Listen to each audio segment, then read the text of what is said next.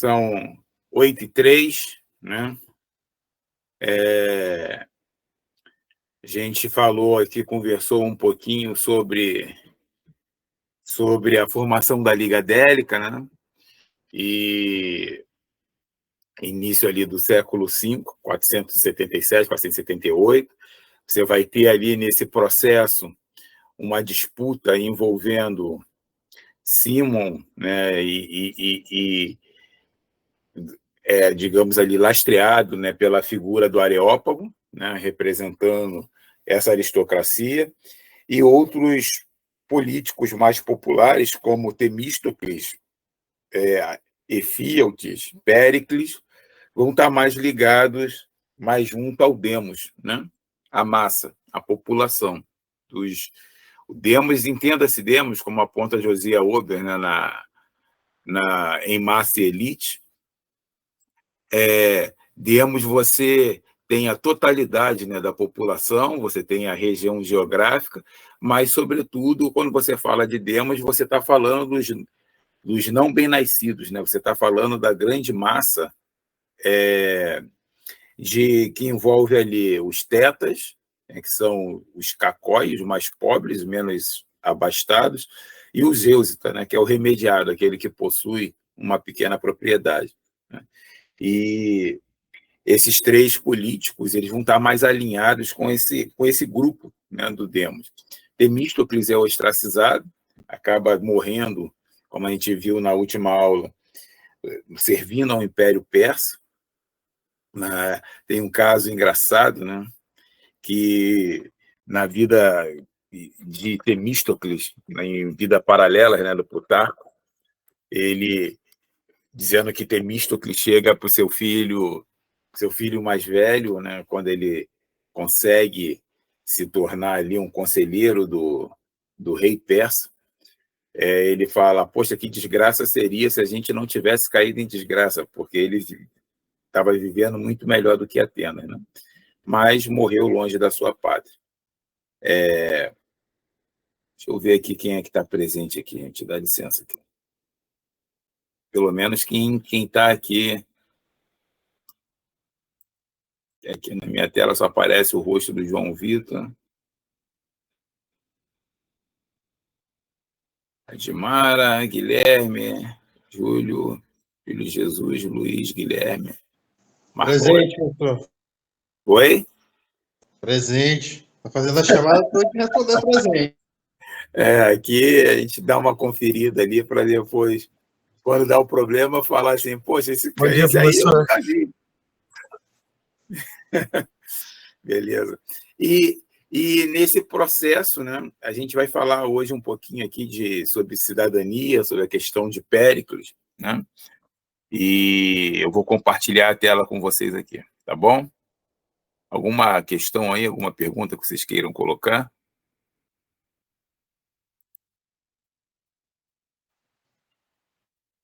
Bom dia.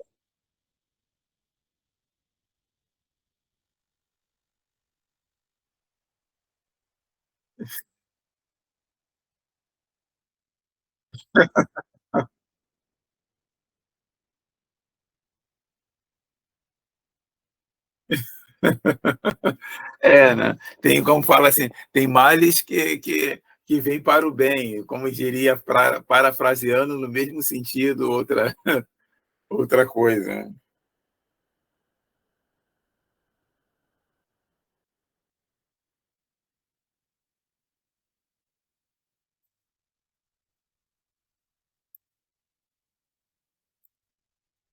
Vocês estão vendo a minha tela aí, gente?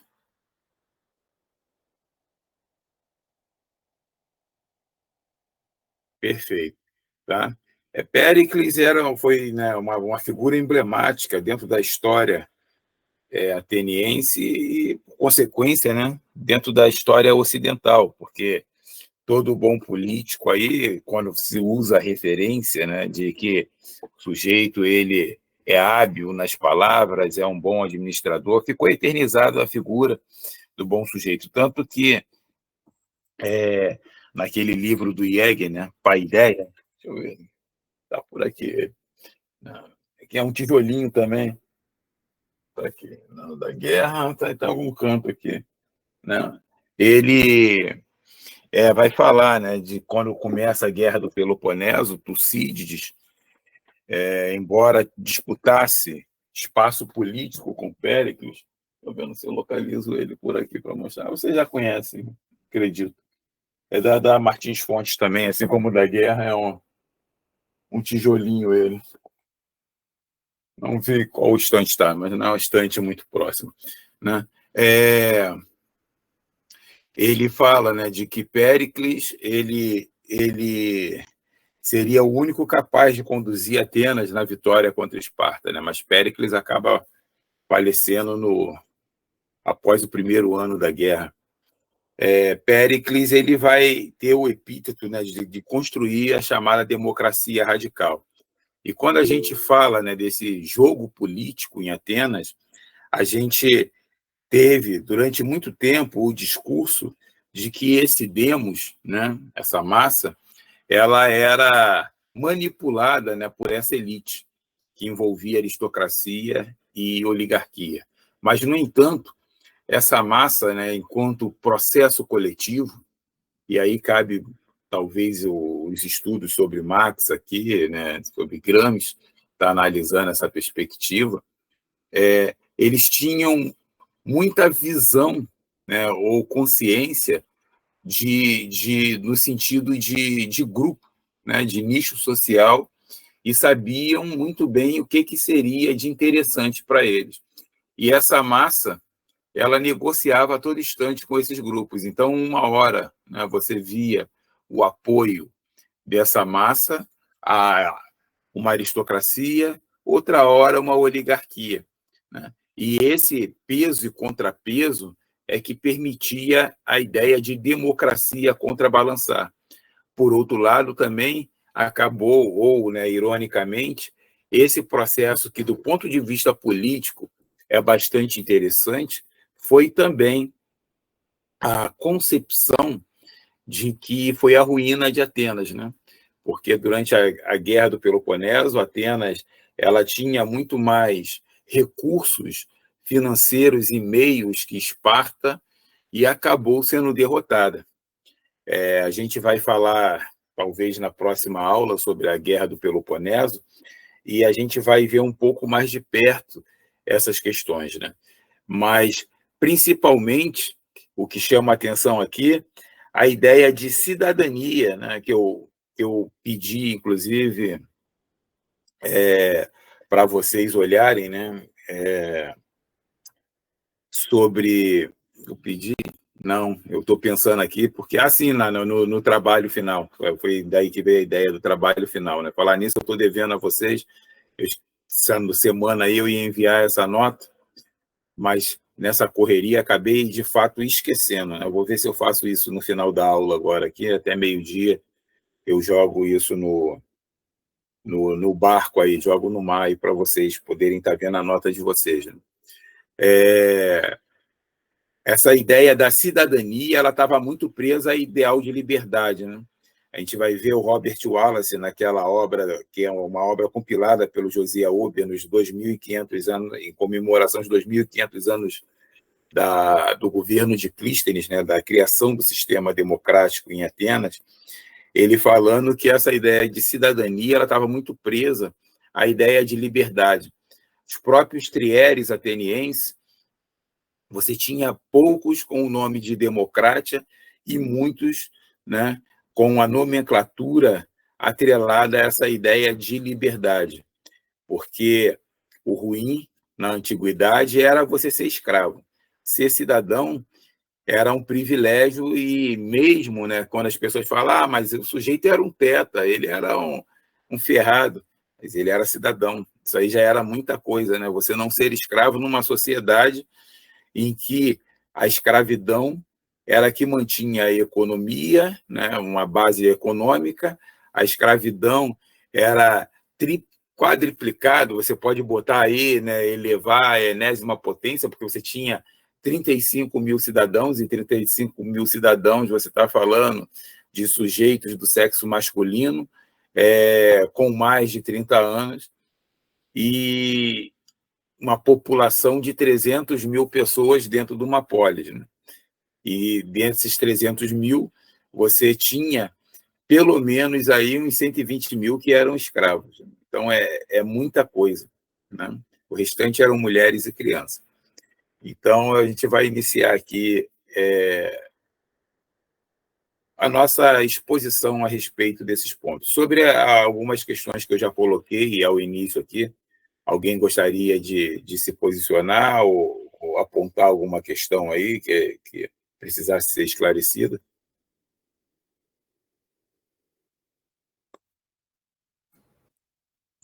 Estão me ouvindo, né? Estamos sim. Ah, perfeito. Se a internet cair, eu fico sem saber. Então, vem aqui um questionamento, né, que parte até de Claude Monet, se ele poderia ser o inventor dessa democracia, né, diante desse jogo político que eu vim aqui apontando esses detalhes, né? Ele é filho, né, de uma família aristocrática. O pai dele era um maratromarca, né, combateu ali na luta contra os persas. A mãe vinha da família dos Alquimiônidas, que controlou o sistema político em Atenas durante um longo tempo, né? Sempre esteve dentro desse jogo político.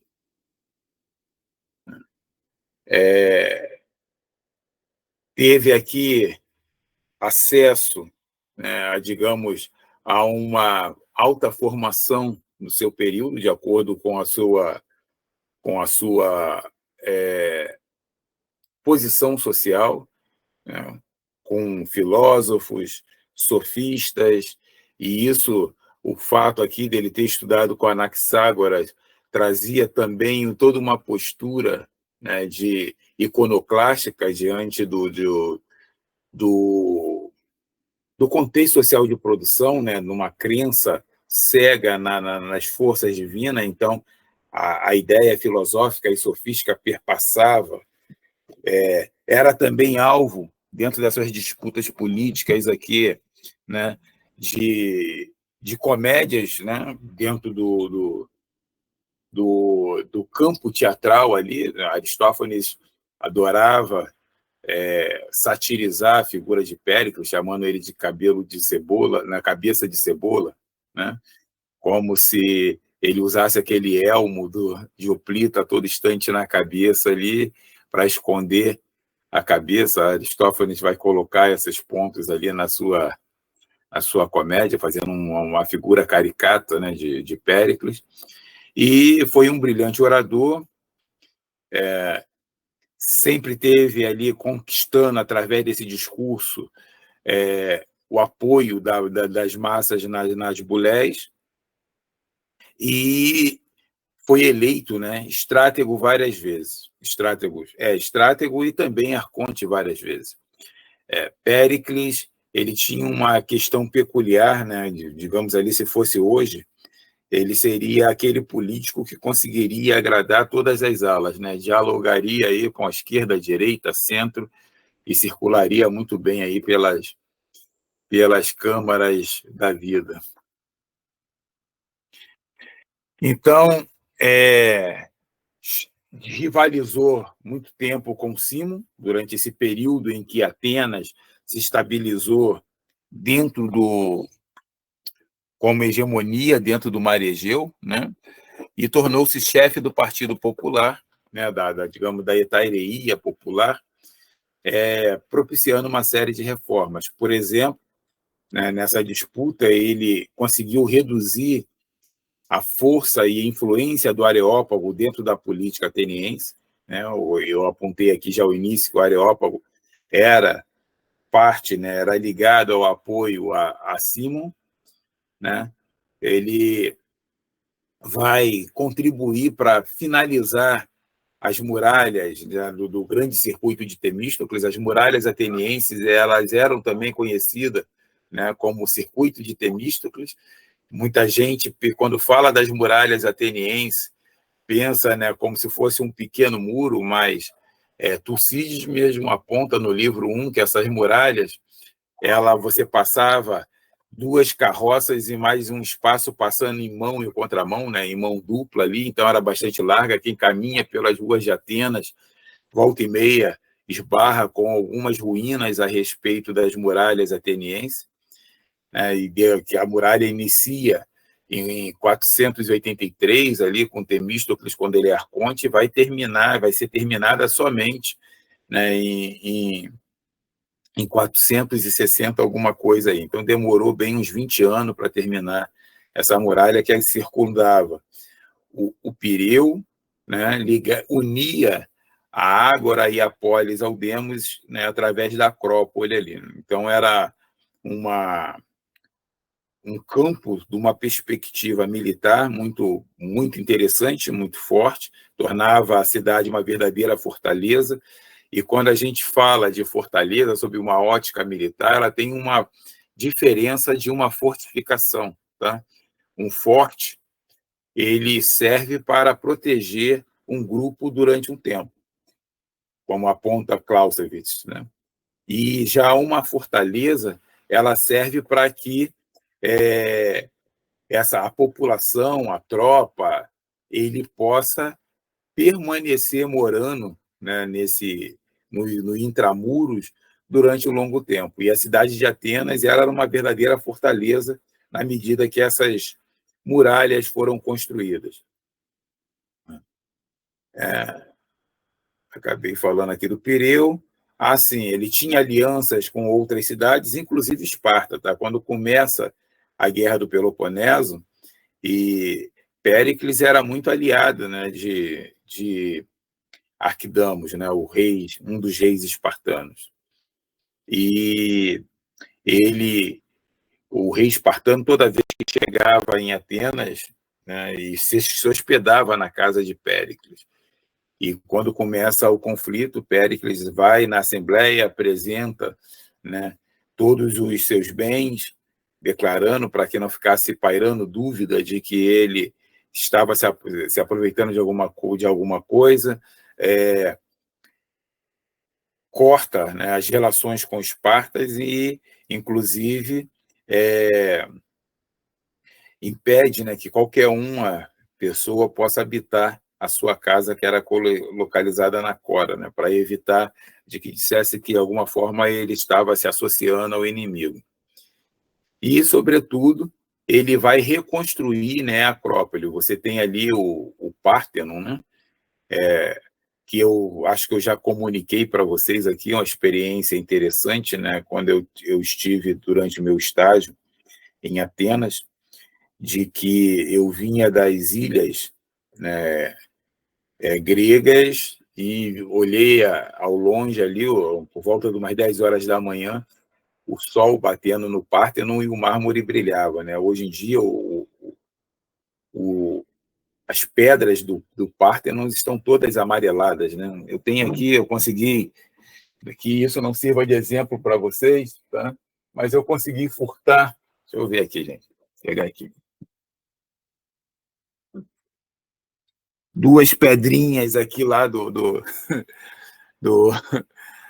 Pártenon, né? Vocês veem que o mármore aqui ele é bastante amarelado. Não sei se vocês estão conseguindo visualizar aqui a cor. Senhores? Não, não dá para ver não, mestre. Não. É que, professor, se você parar de compartilhar, fica melhor pra gente, que a tela aumenta. Espera aí, deixa eu só nesse momento aqui para a gente poder ver, né? Isso daqui não é um exemplo, tá? Mas não é um bom exemplo. Estão reformando, né, o Pártenon, Sim, há bastante no tempo. Vendo, né? Estão vendo aqui, ó, que é meio amarelado, né?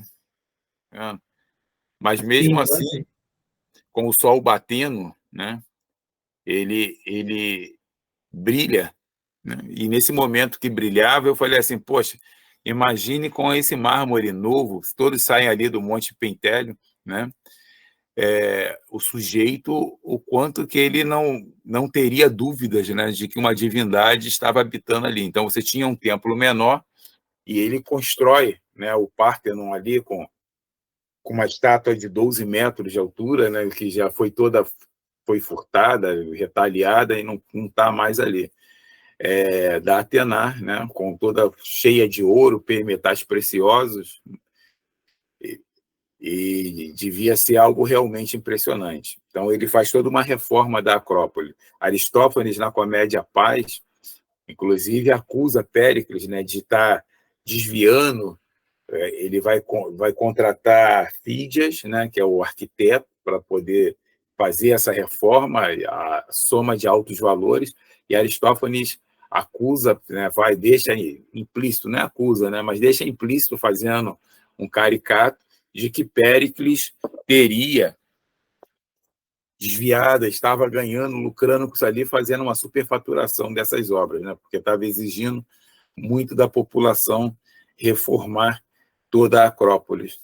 E de que, inclusive, era para esconder, né, que todo esse dinheiro desviado ia para a mão de Aspásia, né, que era a amante dele. Então, nada, digamos, diferente do que a gente vê no debate político hoje aí envolvendo, ver que os séculos passam, mas o modus operandi, o discurso, ele permanece.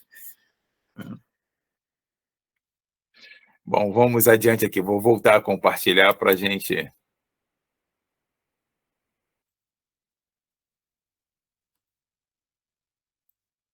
Se vocês perguntarem se eu me arrependo de ter furtado aqui 2 pedrinhas lá do Partenon, eu não me arrependo não, tá, gente?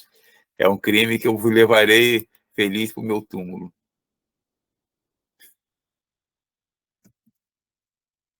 Quando a gente fala da documentação sobre Péricles, principalmente a gente vai falar aqui de Tucídides, né, e Plutarco, Vidas Paralelas, que vai deixar bastante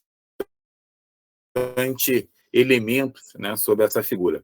François Châtelet, na obra Péricles, o Tempo e os Homens, diz que falar da biografia desses grandes homens é falar da história, né? E essa frase ela é importante porque Péricles, mesmo nesses tratados, né, de história política, séculos depois, ele é mencionado ali como exemplo de um bom político, né? Quando a gente fala bom político, é a habilidade de saber articular, tá? Não necessariamente você não está falando a respeito de probidade, de honestidade, né? Embora, né, você vai encontrar também nos clássicos, às vezes, mencionando figuras como, por exemplo, Aristóteles, né?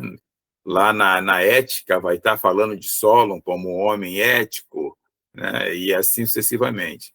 Então, todas essas grandes personalidades da história, como Alexandre o Grande, Júlio César, Napoleão, o gato está doido para fazer uma caca aqui, tá, parou ali. Napoleão, né? Eles são mencionados aí dentro dessa perspectiva, principalmente se você for analisar dentro dos tratados, né, da ciência política, como o Maquiavel, né, que vai estar falando da ideia do virtus, né, o conceito de virtus, ele está falando da excelência, né, desse personalidade, desse político, em não ser tomado pela moral na hora de tomar as suas decisões políticas. E Péricles ele é um marco do seu tempo, né? Seu governo durou pouco mais de 30 anos, né? A primeira eleição vai ser em 465, 464.